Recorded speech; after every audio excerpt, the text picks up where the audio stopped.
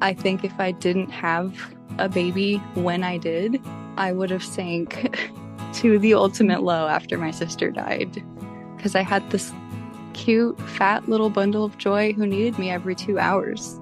It kind of forced me to stay functioning as well as I could at the time.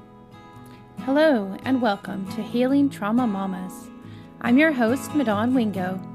Thank you for joining us as we share in our stories and experiences of healing from childhood traumas and birth traumas. Listen as we discuss our struggles, our failures, our strengths and our victories, and all those lessons we've learned along the way. Why, hello, Healing Trauma Mamas. Welcome back to the podcast today.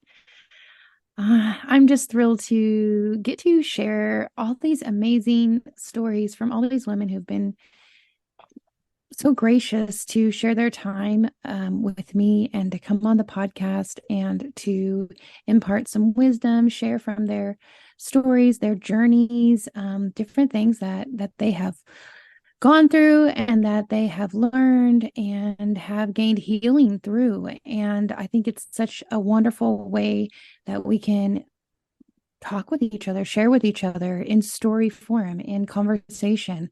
I think that's a great way for us to be able to really just lift each other up, build each other up, and grow and learn. And I just think that is something that we need to continue doing as women and as encouragers. And in birth work, I'm very excited. I have a birth worker on the podcast with me today. She is one of the sweetest doulas I've ever had the pleasure of working with.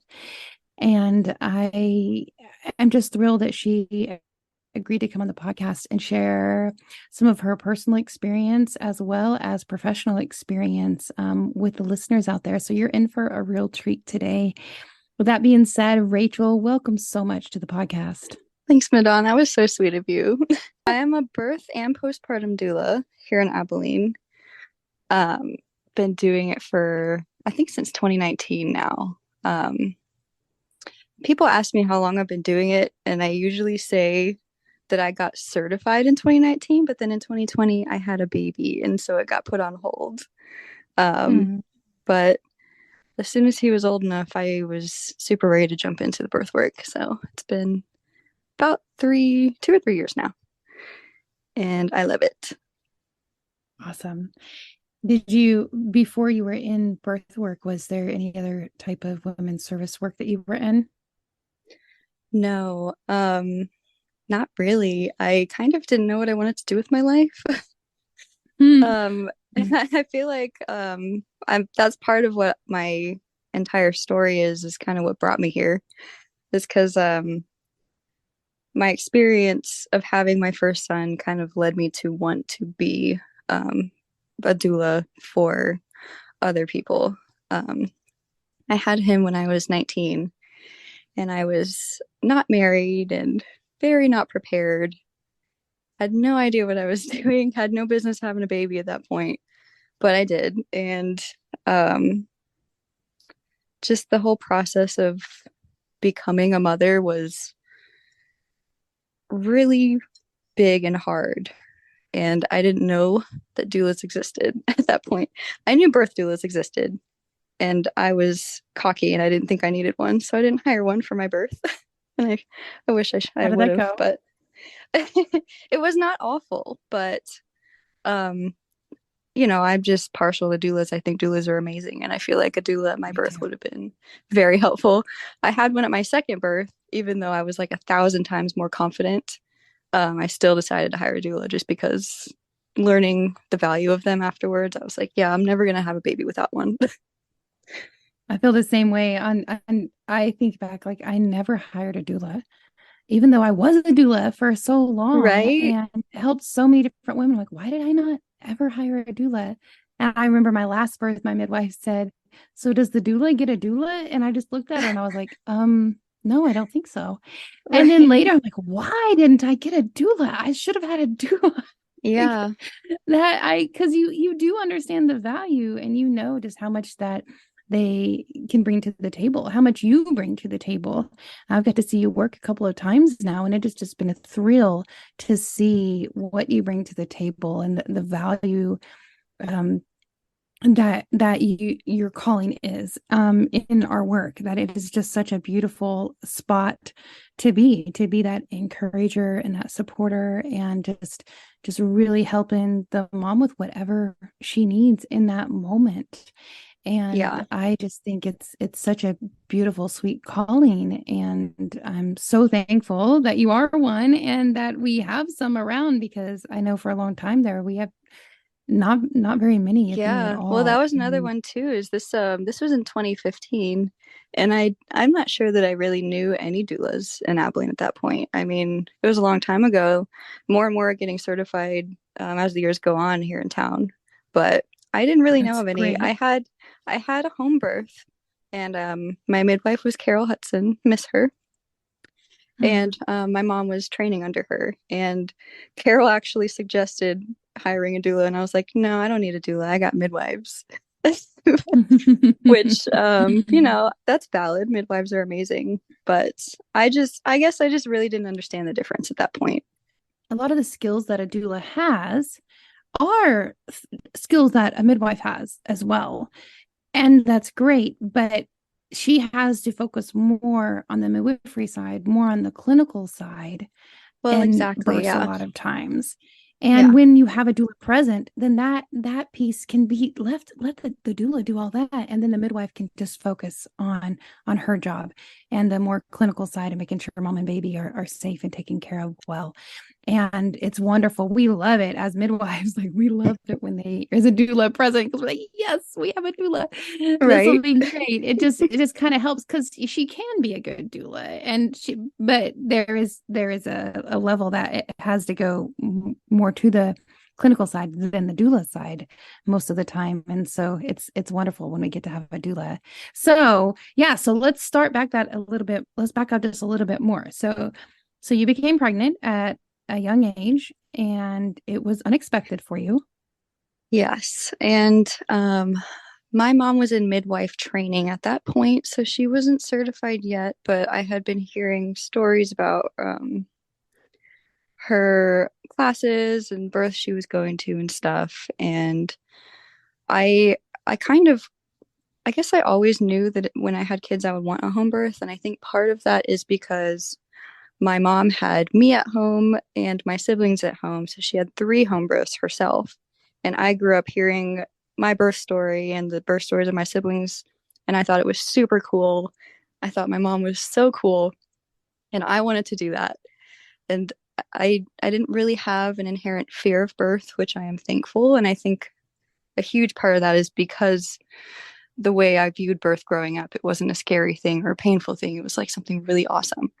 So I was lucky enough to have confidence to have a home birth. But also, another huge reason I wanted to have a home birth is because the pregnancy didn't happen on my terms. It was not something I wanted to happen on purpose. And so I felt like if that was out of my control, then I want my birth to be in my control, and I want to have autonomy, and I want to have my baby how I want to have my baby. And I want to like take back my power of my experience, because I felt very out of control and like things were just happening to me instead of being an active participant in motherhood at that point. Mm, So yeah. that was a huge reason why I wanted to have a home birth. And it was very long, but I did it, and I was very, very proud of myself. Good. You should be.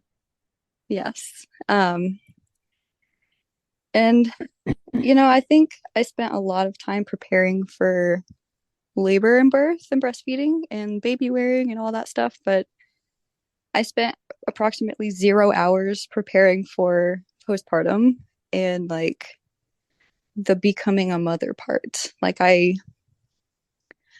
didn't know what to expect, and I just thought it would come naturally to me, and I would just, you know, wake up and be a mom and have these instincts and intuition about how to do things, and that I would be so happy and good at it. And that's not exactly how it went.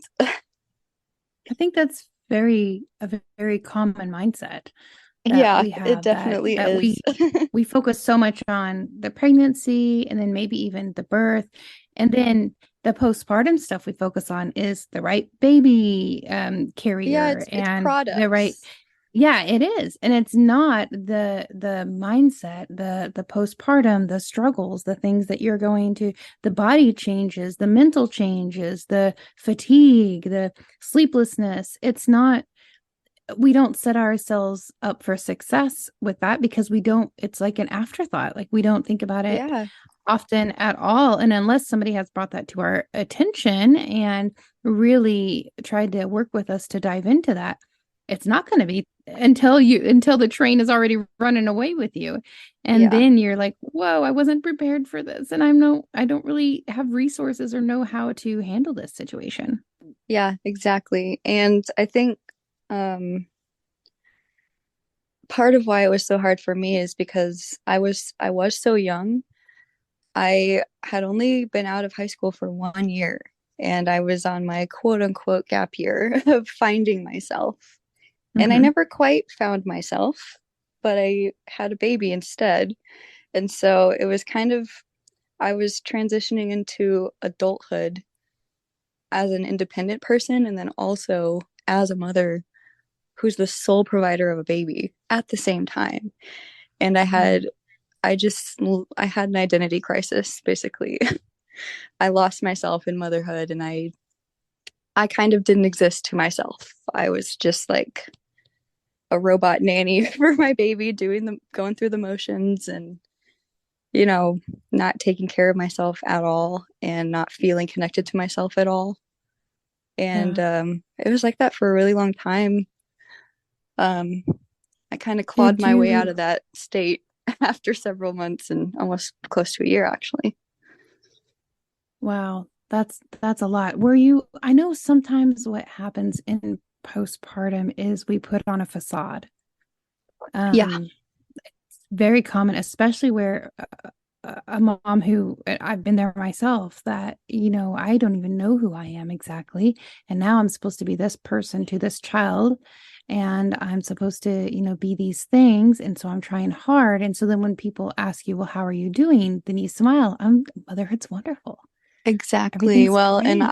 yeah, exactly that because like I had all these shoulds that I should do this and I should not do that. I'm a mom now. I have to dress a certain way.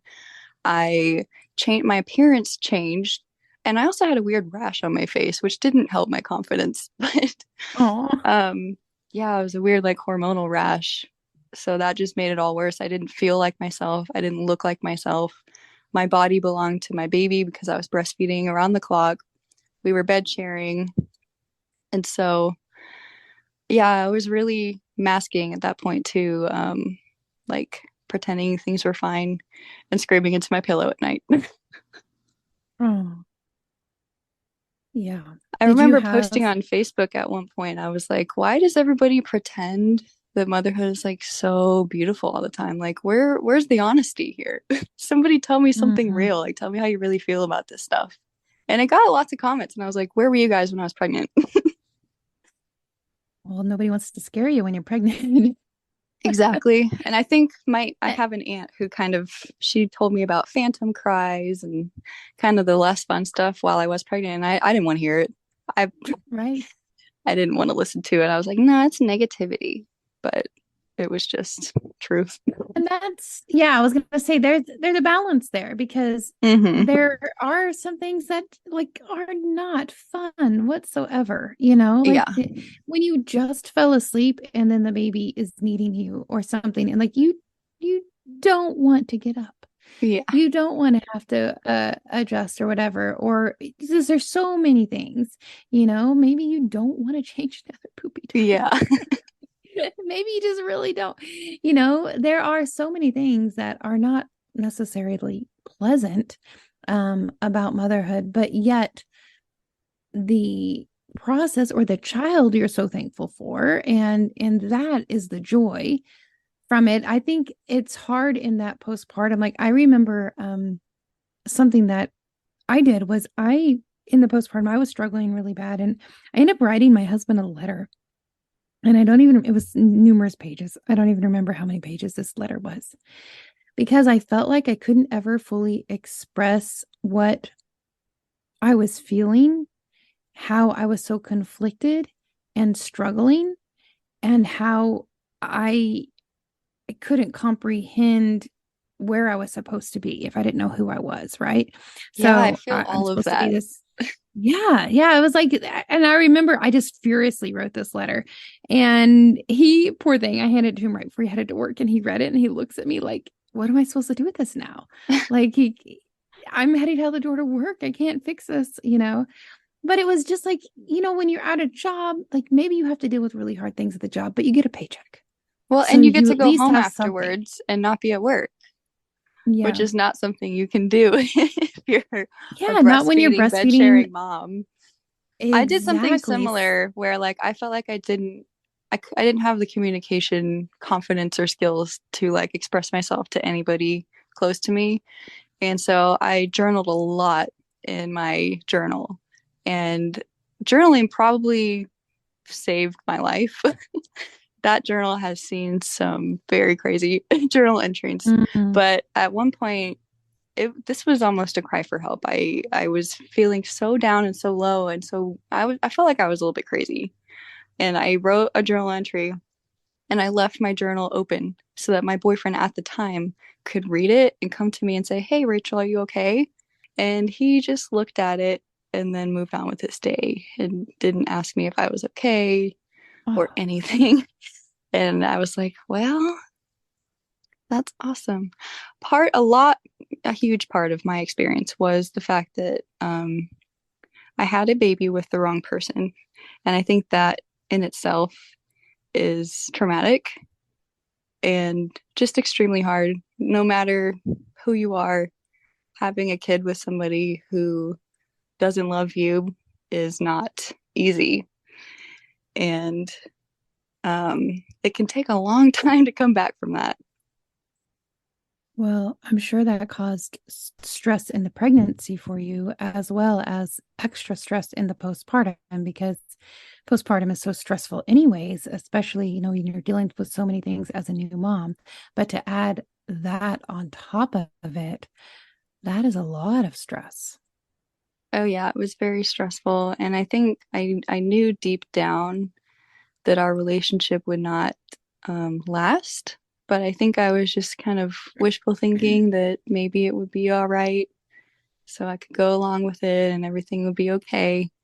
But my son was about 4 months old, I think, when I was officially a single mom. Mm. And that's when it really started to sink in that motherhood was a very permanent thing that I wasn't quite um, well prepared for. Mhm. And I think this is a huge problem that a lot of young moms face, teen moms or people who got pregnant a little earlier than they were hoping to, even if you're married. Sometimes just like it can throw a really big loop in your life and you start kind of questioning if it was the right choice or not, but it's one of those things that you can't take back. And so it's a huge dance with so many conflicting feelings. Like you love your baby so much, you would die for them. And yet also you kind of like regret every life decision you've ever made up until this point at the same time. And you kind of grapple back and forth until you come to a contentness with how things have happened. Mm. So in this time frame, so you're 4 months postpartum, you're dealing with extreme postpartum issues. Would you categorize now with the information you have, would you say you had postpartum depression?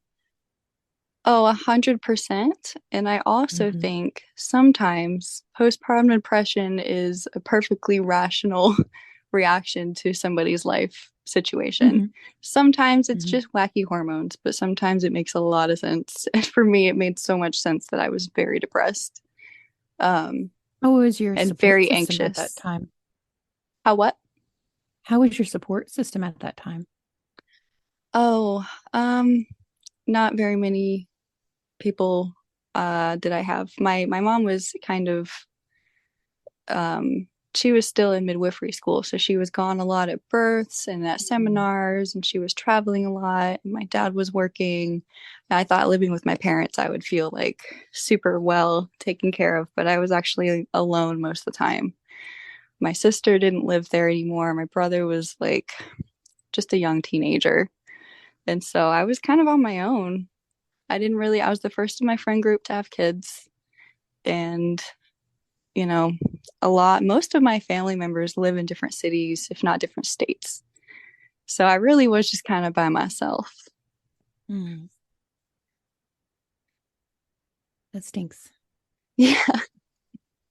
But So how did you all crawl out? this, yes, all this to say, I I realized that I was going to be the only person that could help me um, feel better about life. And so I thought the first step would be to make myself feel like a human again instead of just like a zombie. And so I would put my son down for a nap or put him in the baby wrap and rock him to sleep and just keep him in the baby wrap. And I would do my hair and makeup and make myself look pretty and feel good about myself. And I would put on an outfit. And just doing that made me feel like a Mm. thousand times better. Like I felt like I recognized myself again. And then, um, yeah, it just made me feel a little bit more whole every time I did that. And journaling helped me a lot. I felt like when I journaled, I could say things that nobody else had to ever read. And it could be as crazy as I wanted it to be. And it was fine because it was my journal. And so that helped me get through some of the crazy conflicting thoughts that I had sometimes. And going out and leaving the house little by little helped a lot too. Staying home all the time kind of made me lose my mind a little bit. So, I was a Target mom, go to Target, walk around, go to the park, get fresh air. Mhm. Um, and then also a big one was finding a community online. Since I didn't have a big community in person, I joined a bunch of mom groups on Facebook and I made friends on the internet. And they made me feel seen and heard. And that helped a lot. Good, good. Is there any particular ones you would recommend to any mamas dealing with any postpartum issues or depression or anything like that? Yeah, Postpartum Support International, their website is full of Mm. different kinds of support groups, and they do Zoom meetings. So you can actually see real faces and talk to people, and it's all free. Yep, So I didn't know about that one back then, but I do now as a doula. That's a good website to go to because a lot of the I Facebook mom agree. ones can be a little dramatic sometimes. Yes, I agree with you. Yeah, at their postpartum, it's postpartum.net, and their website is just so full of information and full of help. And I absolutely am with you. I recommend it to anybody. And even as a provider and a trauma-informed provider, like I go on there and am reading stuff on there all the time and in different groups from there too. Just learning how to help mamas better and recognize things better and provide some Exactly. support. Well, I think a huge part of my struggle too was that I didn't really understand what I was dealing with. I didn't know I had postpartum depression. I didn't know I had postpartum anxiety. Like, I just thought there was something wrong with me, like, just something inherently bad about me now, which is not Mm, true for anybody ever. nope, But not at all. that's how I felt at the moment. Um, and so, as my son got older and more independent, and I could go on little trips out of town, I started to feel like a whole human being again. Um, And my son was about 2 years old when I met my now husband. And um, he really broke me out of my homebody shell. And we went out of town a Oh, lot, and I felt like an independent person who has a young life to live. I made up for a lot of lost time. nice. So your second pregnancy after how long was it after your marriage? Um, we got married in 2019, and my son was born July 2020. So it was about a year Nice. that he was born. And that is another perk to having a home birth, actually, with my second, because it was during COVID times, and I didn't have to worry about hospital policies or anything because I was at my house, and so I had as many guests as I wanted, and it was all very comfortable and happy, even though it was a pandemic outside. So during this, let's back up just a little bit. So this pregnancy was completely different than your first pregnancy. I know you spoke before on the first one about how feeling it was things were out of your control. You didn't make the decisions for these things to happen, and you were just more things were happening to you instead of you making choices. So you felt this time you made that choice, or was it a surprise? It was a surprise, but it wasn't like a complete surprise. So we weren't like necessarily trying to have a baby, but we weren't not. So we knew we wanted to have a kid together, but we weren't trying to time it at a specific time or anything. So Gotcha. it was a surprise when it popped up. And at first, because of my first experience having a baby, I was really triggered actually. Um, I kind of didn't want to have another baby anymore. And I actually wrote a pros and cons list about having another baby on a piece of paper. Obviously, I ended up having a baby and it was okay. But yeah, while I was pregnant, I actually did a lot of processing about my last pregnancy and postpartum experience because it had been 5 years since my first baby.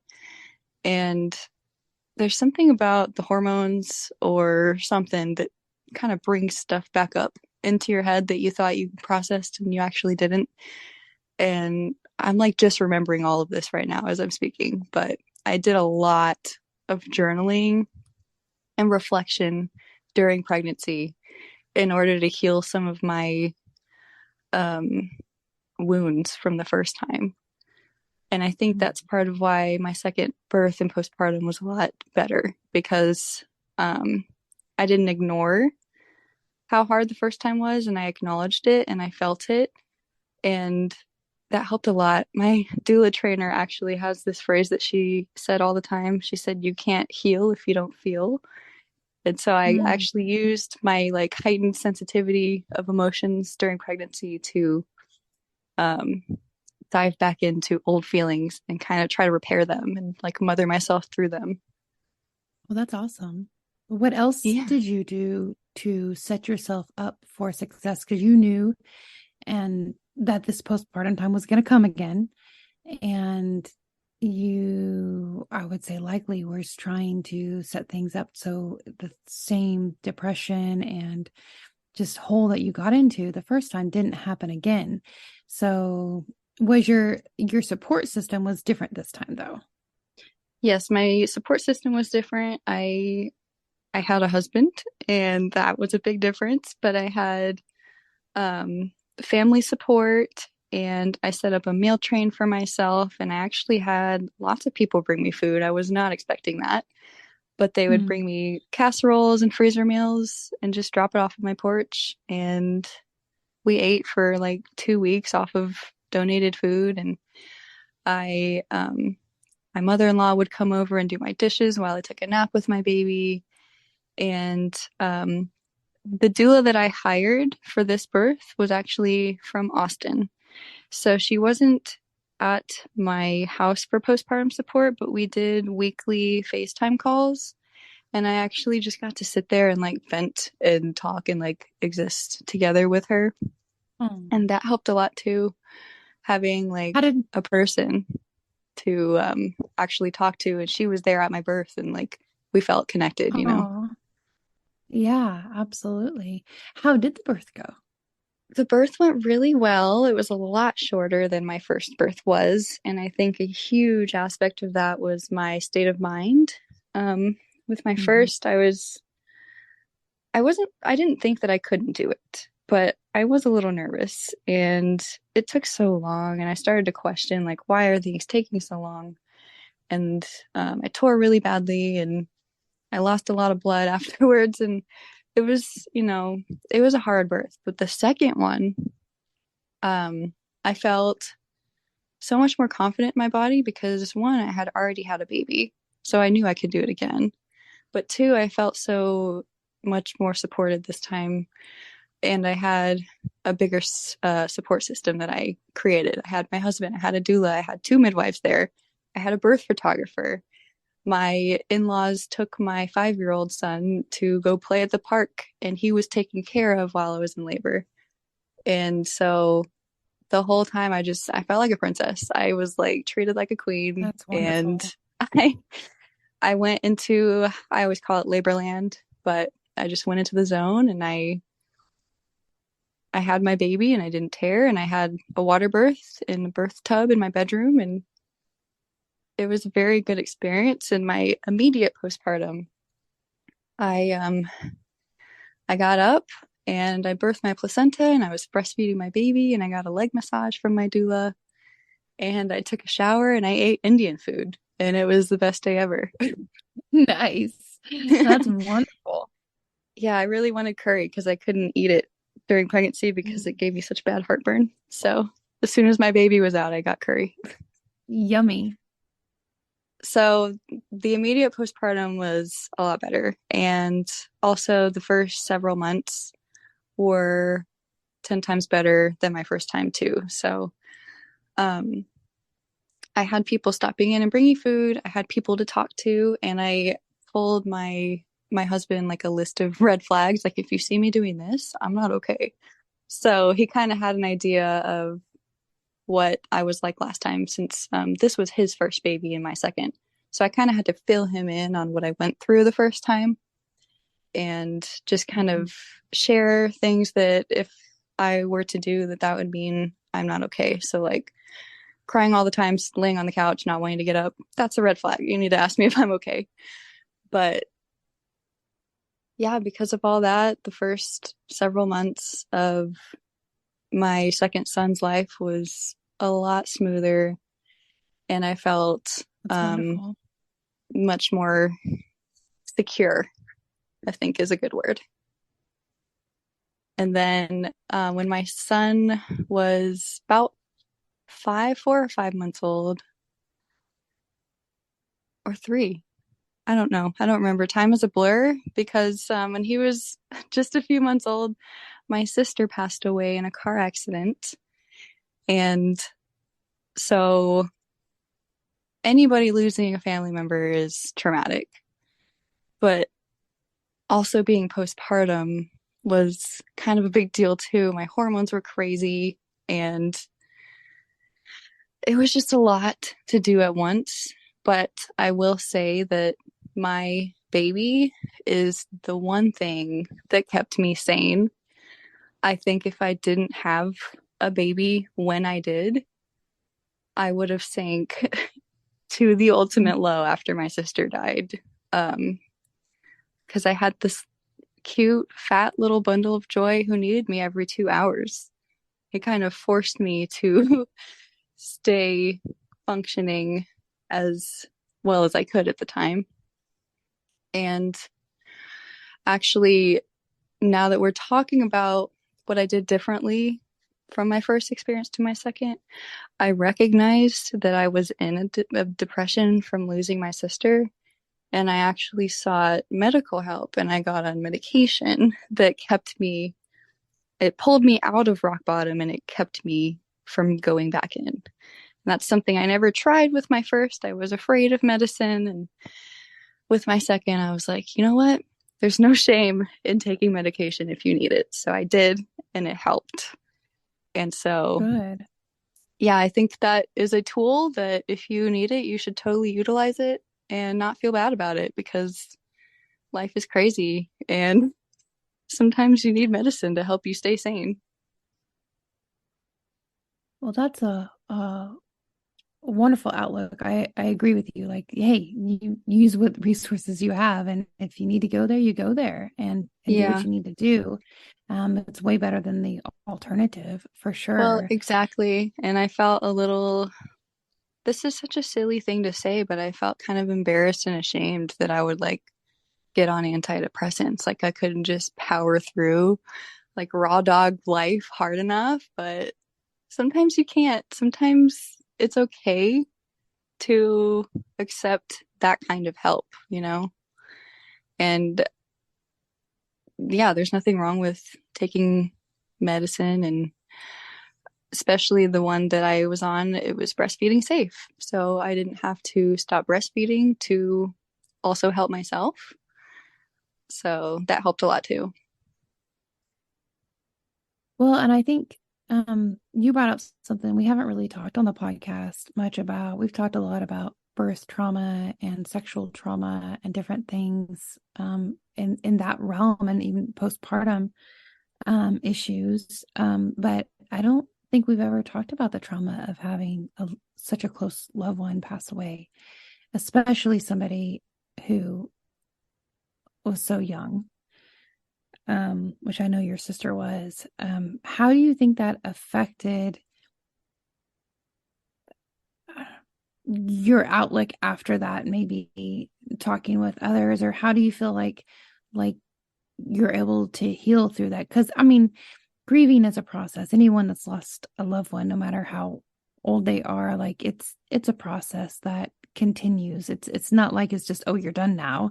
Oh, It yeah, for it sure. continues. Yeah. And it's not like even the grief, like I saw something a while back. I'm on a lot of mental health groups, and they mentioned that, it's not like the grief gets smaller and smaller. It's just the support around it and the space around it gets bigger and bigger. And I thought that was a really neat way to look at it. You're just able to get further and further expanded out from it. It doesn't ever actually just be done. Yeah, for And sure. how do you think that has um, affected you besides getting on the antidepressants, which I think was a very wise move? Yeah. To, yeah, what else do you feel like was helpful or even essential in going through the loss of a such a close um loved one that really Yeah. unexpectedly you Well, lost? yeah, that and then having a baby. He Yeah, wasn't quite a newborn anymore, so that helped because at that point he was sleeping longer at night, so I wasn't a zombie anymore. But I really I kind of just felt dead inside for a long time. It was like either sadness or nothingness.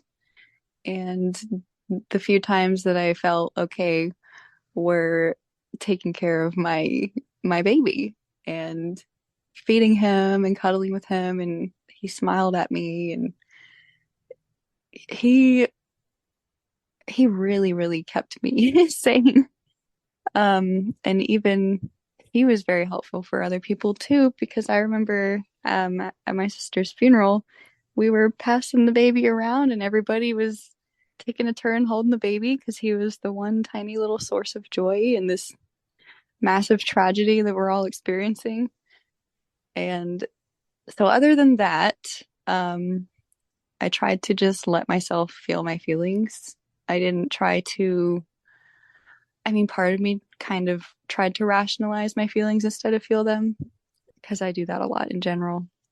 But I I think tried that's to our just natural way to do that. We try to exactly. rationalize it. I did a lot of that, but I tried to just allow myself to like feel what I was feeling when I was feeling it and let that be okay. And sometimes if you want to change that, you can get out of the house and go do something, but sometimes you just have to sit in it. And I did a lot of sitting in it and um processing and I kind of went down a rabbit hole of um, kind of spiritual ideas about the afterlife and stuff like that, partly because it was entertaining at the time and partly because it gave me some kind of comfort knowing that like that doesn't mean she's gone forever out of all existence.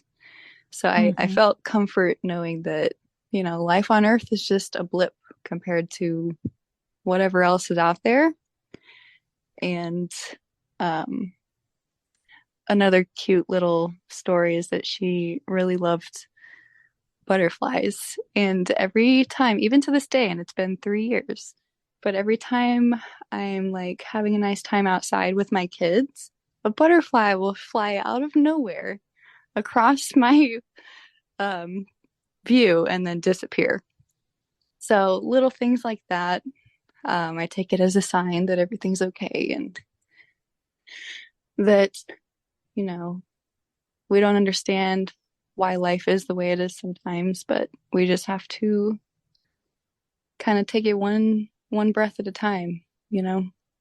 Find the little things that bring you even an ounce of joy and soak them in. Mm. I think that's similar to any grief or any depression, but especially in the postpartum period when your life is really limited by sleep schedules and breastfeeding and stuff, it kind of makes your world a lot smaller. So if you can find something in your tiny world that brings you peace and do that every day, you should do that. For me, it was like making Earl Grey tea every morning and sitting on the couch Mm. drinking it That's a good one. and journaling. So finding the peace and celebrating the joy that you have. Yes. And not guilting yourself if you're grieving for longer than you think is acceptable because grief lasts a long time and there's no timeline.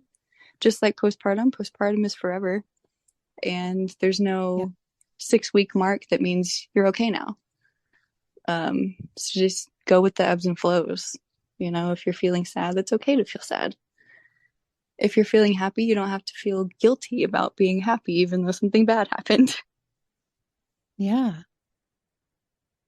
Yeah. I think that's a beautiful way to look at it and helpful, very helpful way to look at it as well. Yeah. Yeah. And I like the idea of finding something in the day that brings you peace or joy. The Earl Grey tea, that's a great idea.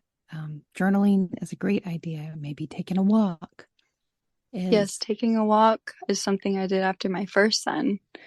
And I would go for like a 30-minute to an hour long walk every day. And it was grounding and it felt like it was just enjoyable. It's Mhm. something that you can actually just like be in the moment and enjoy.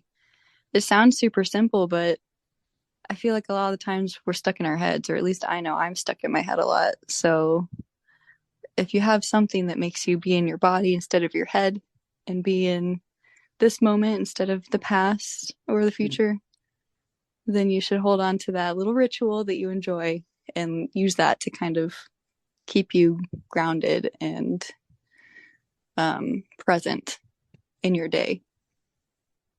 What's interesting is on the walks, like I've even found that with my children, sometimes there'll be things maybe going a little bit awry at the house and maybe people aren't having the best attitudes or people are frustrated or just there's a plethora of issues that might could be throughout the day, but there's oftentimes I'm just like, okay, time for a walk, let's go for a walk.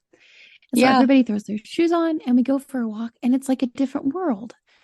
It's just for yeah, some reason, just all going for a walk together, even when it's not a more solitary walk and it's a group walk. There's something about it that really helps yeah. Just bring going outside. everything. Yeah. That's something I It, did with my second son a lot. Is we had a nice little porch swing, and sometimes if he wouldn't stop crying for no reason and I couldn't figure it out, I would just step out the front door and he would like instantly be okay. It's like Mm. The scene change was like shocking enough to make him confused and like stop crying. And then he was fine after that. And I actually um this is something I picked up from my postpartum doula training, but we call it the postpartum panic practice. So if you are stuck in your house with a newborn on the doing the same thing every day like it's Groundhog Day and you can't handle it for one more second, go outside, take your shoes off, put your bare feet in the grass and look at the sky and just take like 3 big breaths. And after that, I Mm. promise you'll feel even a little bit better and you can go back in and do your thing with your baby. But going outside is That's, yeah, that's a it's great practice. yeah. Also, I forgot to mention you should put your baby down somewhere safe before you do that. Obviously, stick your baby in a I little feel like that pack was and play. understood, but yes. Exactly, but you don't have to take your baby outside if you need a break. Yeah, it's okay. It's okay to go out there all I by yourself. I remember doing that with my first once. Like she was just crying and crying, and it didn't matter what I did. There's nothing. And I did not have a good support system at all at that point in time. I'm my husband, but that was it. He was working a whole lot.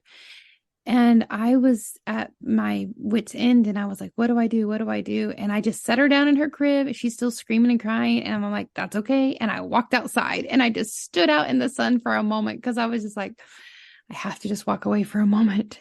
Yes, and that's And I didn't exactly even what know. somebody should do in that moment. I think that's something that we all should know is okay.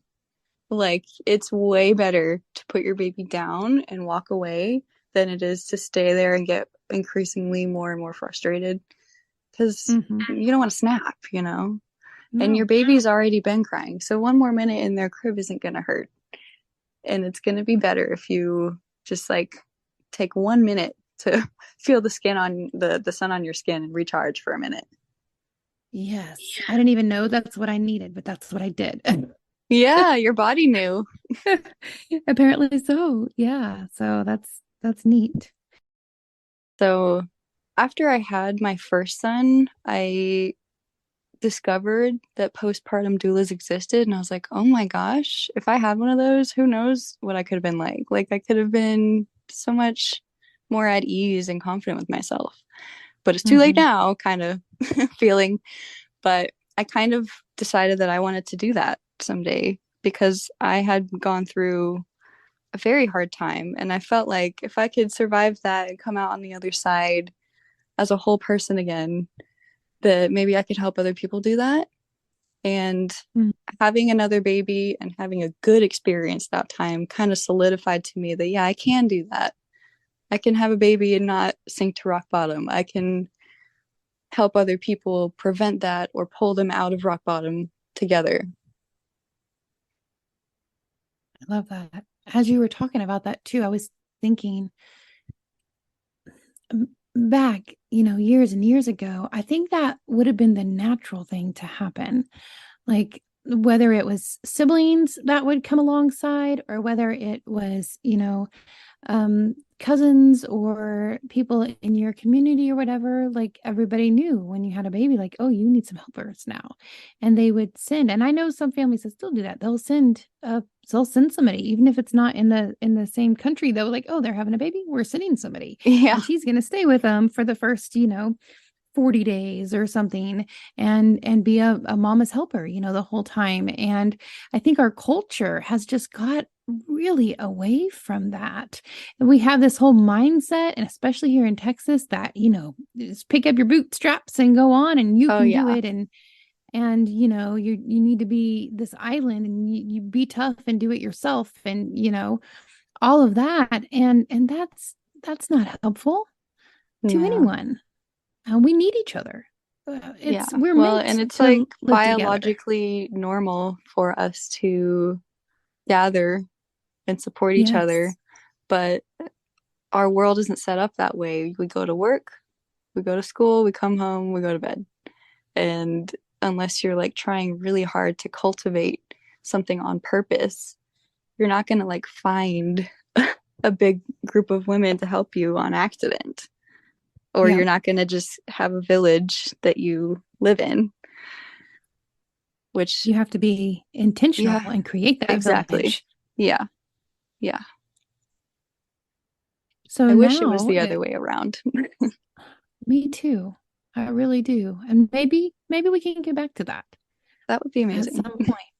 If enough people wake up to, understanding the value of that and really cherishing that postpartum time. I think it's a time that really gets kind of pushed aside in our culture, and we don't value setting it up well. We don't value those that are in that transitional period and come alongside and help them, and we don't understand what's going on, and I say we as a general population doesn't have the resources to really do it well.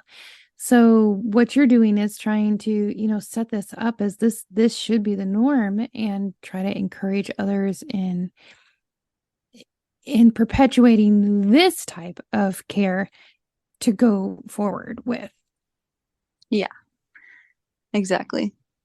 Once my son was old enough, I was so ready to dive in and actually really help people. And it really, I think it like healed me some more. And I don't Mm, mean that to say like I'm doing all of this just to heal myself, but it's like it's fulfilling. It's not, it doesn't feel like a job. It feels like community and connection with people. yeah. And we need that. Yes. Yeah, I definitely see how doing that type of work would be so fulfilling. And anybody that gets into any type of servant work, which is what that type of work is, it comes from a place of caring and love and wanting to support and recognizing the value of the support. And I think that's just because we intrinsically know that that is what's needed. And so then we see this role that we're fulfilling. And of course, that's going to bring joy and fulfillment to us. Yeah, and it's more to me also because a lot of the stuff that a postpartum doula does is, other people can do that too. Like you can have a babysitter come watch your kids. You can have a house cleaner come clean your house. You can have a massage therapist come rub your legs and your back. I can do all that, and I see you as a human being having a transformative experience and hold space for your feelings, and you can cry on my shoulder and we can figure out how to bathe your baby together and Mm. all of the above. Well, you just did that for us for a little bit, just kind of going through that. But could you maybe dive into a little bit more? So, if somebody was to hire you as a postpartum doula, what does that look like exactly? And I'm sure it changes from whether it's like immediate postpartum or, a 2-week old to a 4-week old. That's actually going to look pretty different, I would think. Yeah. But what would that look like? Mama just had her baby and she's looking to hire a postpartum doula. Would she talk to you then, or would she actually call you when she's pregnant? Well, it could be either one. And it looks different depending on the family, of course. So if it's somebody's first baby, a lot of my support is going to be educational, what is normal newborn behavior, breastfeeding support, postpartum healing, but then also a lot of listening to her feelings and processing her birth together and affirming her and her motherly instincts. Sometimes we don't think we know how to take care of our baby because we read too many articles online that tell us we're doing it wrong. Um, and for other people that are maybe having their fourth baby and I'm their doula, it can look a lot like entertaining the older kids so that mom can get some rest with a new baby and bond with a new baby, making sure everybody has eaten breakfast, lunch. Um, and I can also do, I don't call it massage because I'm not a massage therapist, but I like to help people heal with comforting touch. So a lot of times people are sore and exhausted after they have a baby. So just like a foot rub, a Oh, leg yeah. rub, just kind of like relaxing together, my goal when I come to somebody's house is to um, leave with the house looking better than it was when I came in, and with the mom feeling refreshed and optimistic and supported. And that looks different every single time. Mm. Yeah, because we're all individuals. Yeah. So what one needs, the other may need in a different way or need something completely different. So Yeah, for sure. I I think think a that's lot of it beautiful. is being able to read the room and kind of tell um, when someone has something they need to talk about and like release, or sometimes they just need to sleep. I walk in the door, they give me their baby and they say good night, and I'm like, I'll see you in 4 hours. I will take care of all of Hmm. this and you can get your rest, because that's essential to having um, good mental health postpartum, is not being sleep deprived if you can help that. Oh, a nap can be a cure for many things. Exactly. I'm the nap It queen. really I walk can. in and there's sleep coming soon. Yay. Yay. That's awesome. Well, I love that you have I mean, really, I feel like you've just been really called to this work and you found your kind of niche in this work. And I haven't seen you working in the postpartum, but I've seen you working as a labor doula, and I can absolutely imagine what a calming presence you are in the postpartum and so helpful because I've seen you work um, during birth and just such a sweet, calming, confident, and like you said, reading the room, like really knowing your client and being able to really see maybe what they're struggling with or what they're needing help with, and just doing that in such a way that it's just seamless. And I just want to commend you for really, I mean, you are like one of the best doulas I have ever seen because Oh, of thank you. how you do that. Yeah, absolutely. It's beautiful. And I know like I can just imagine the presence that you bring to the postpartum, especially for a stressed out mom who is just tired and needs a nap and maybe has other kids and she's tired and she's trying to get these things done. And I'm sure the house, I'm describing myself before, I've been there, and it's just, the house is dirty and the kids need fed and you're tired and you just need sleep because the baby was cranky all night last night, and you didn't hardly get a wink because they just wanted us all night long, and you just have this time. And if you walked into my house, like I can just imagine the presence that you bring when you walk into the home and the peace and the calm that comes with you. And I love that you're able to provide that for mamas. And I'm so thankful to be able to recommend you to mamas because I think you bring so much to the table, and it's you have fulfilled the calling very well. Well, thank you so much. Sometimes I have imposter syndrome, so that's nice to hear.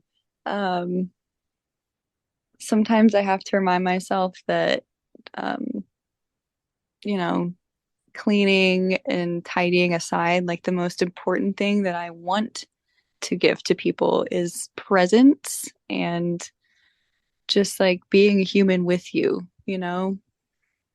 Like sometimes I'm the only other adult these moms talk to before their husbands come home from work at 7 p.m. So I think just my goal is to just make my clients feel seen and heard and held in their experience as much as I can.